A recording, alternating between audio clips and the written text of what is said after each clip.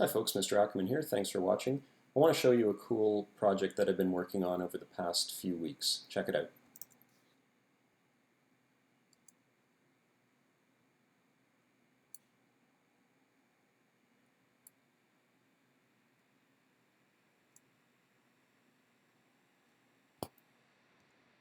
So as you can probably guess by now, what I've been doing is taking little flowers, and in one case, some thin slices of fruit, and freezing them in blocks of ice, and then photographing them with some sort of lighting, either natural light or artificial light.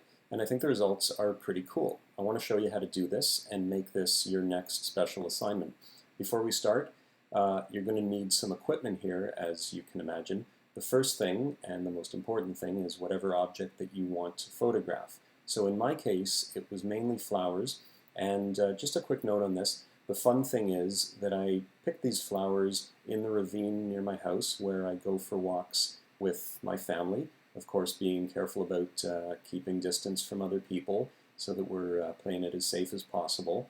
And what I do is I always bring along maybe like a Ziploc bag, and either some tissue paper or even better yet some gloves, because when you pick some of these flowers you might notice some of them have a liquid inside them, a fluid or a sap of sorts, which can stain your hands, and I guess it's possible that in some cases they might be irritating and you don't want to get that on your skin. So just bring some sort of barrier that you can use, put them in a Ziploc bag, don't crush them, bring them home and get ready to photograph them. If getting out to the ravine is not your cup of tea, or it's something that you can't do, then that's why I showed you the fruit. Most of us probably have some sort of fruit in the house that you could slice really thinly and then freeze it. And if that doesn't work, then I'm going to show you that you can even do this really with any kind of object. It's just that it's kind of, it's nice and elegant and very appropriate for this time of year if you use the flowers that you can find in your in and around your neighborhood. Of course, don't pick flowers off of your neighbor's flower garden. Okay, first of all, what are you going to need for this? Let's have a look.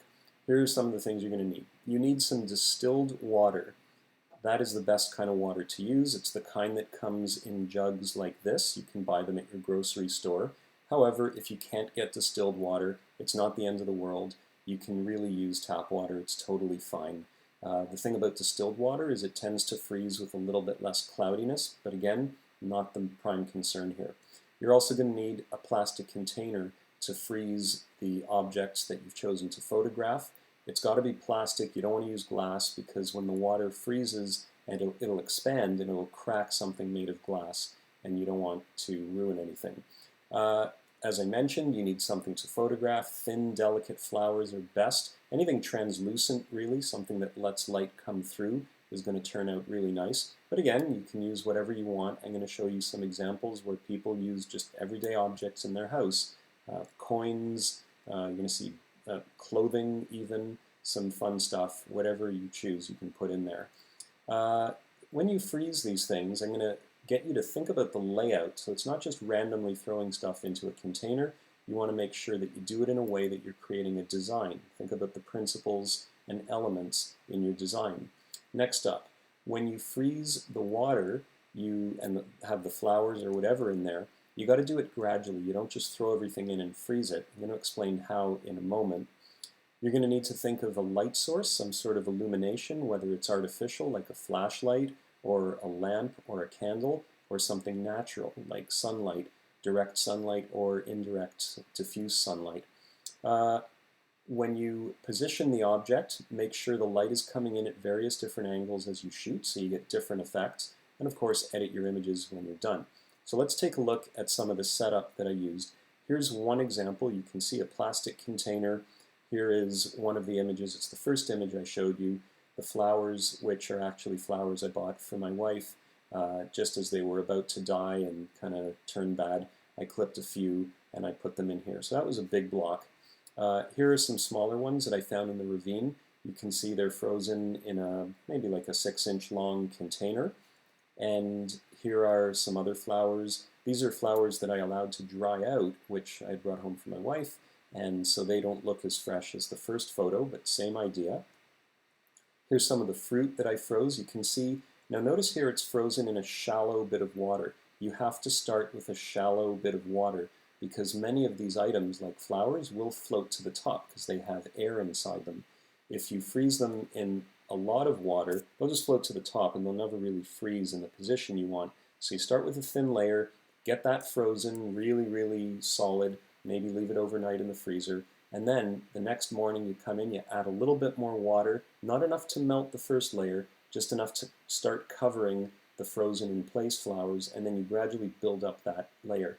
So build up the block rather. So it could take you up to 24 hours to really create a block where everything's frozen the way you want it. This is not something you can do immediately. You've got to plan ahead. Once you're done freezing your block, then you might go outside. I went outside here near my house, or on my driveway rather, on a near sunset. So the sun is coming down in the west here, and I'm on the driveway. I've got the block already popped out of the container and leaning against the container so that it stands up. The light's coming in on the side.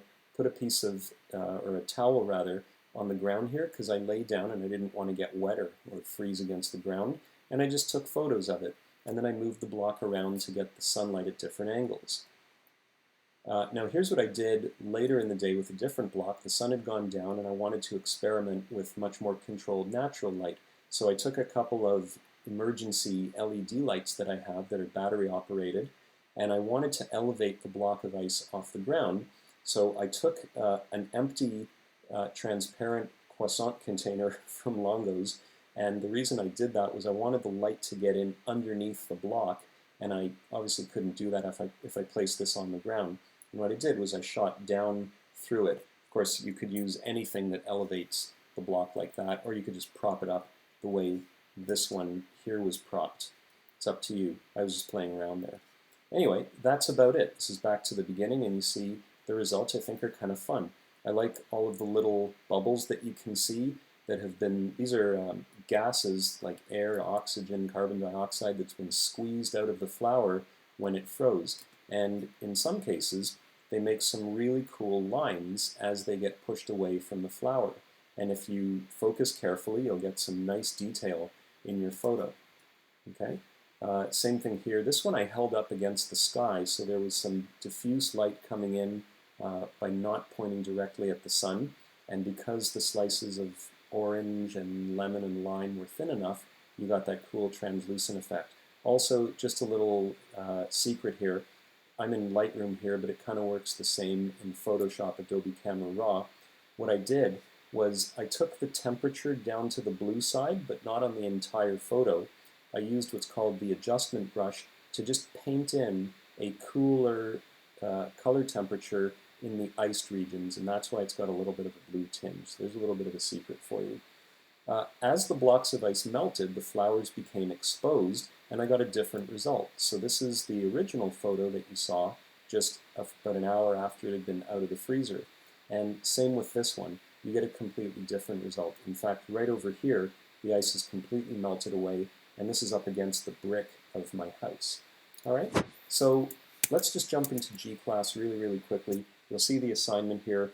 All of the steps are laid out for what you need to do, but if you watched this video and listened carefully, you don't need to read this again. There are, however, special instructions. For the grade 11 advanced, the veterans, and the grade 12s, you have to take photos that do involve artificial light of some sort. The grade 10s and grade 11 rising stars, feel free to use just natural light if you want, or experiment. I always encourage you to experiment, but it's not mandatory for you guys. So in the end, what am I looking for? I want to see your top 3 images. I want to see them edited, named properly with your name-title.jpg, submitted to this assignment. One of those 3 photos for the grade 11 veterans and grade 12s must be artificially lit. The other 2 can be natural light if you want. Okay? And of course, option for grade 10s and grade 11 rising stars to use artificial light if you want. The last thing I'm looking for, important here, step 9, I'd like to see 2 to 3 paragraphs, so 10 to 15 complete sentences addressing the following. What went well in the process of freezing, photographing, and lighting? What did not go so well in this process? What was the most challenging thing about this assignment? And what advice would you give to someone who's about to do this? You don't have to make a a Google Doc or anything, just add that into the private comments when you submit this and send it in. I'm really looking forward to seeing what you've got. Here are my images for you to examine a little bit more carefully. And one last thing, if you click on this link, it's going to take you to just a simple Google image search for objects frozen in ice photography. You see little figurines. These look like chairs, maybe for dolls. Here's flowers. Someone did belts and belt buckles, more flowers. Here's fruit, keys and coins, matchsticks, another figurine. Lots of different options here to play around with. So go nuts, be safe, have fun. I'm really looking forward to seeing what you come up with. Have a great time, guys. Stay safe. Bye.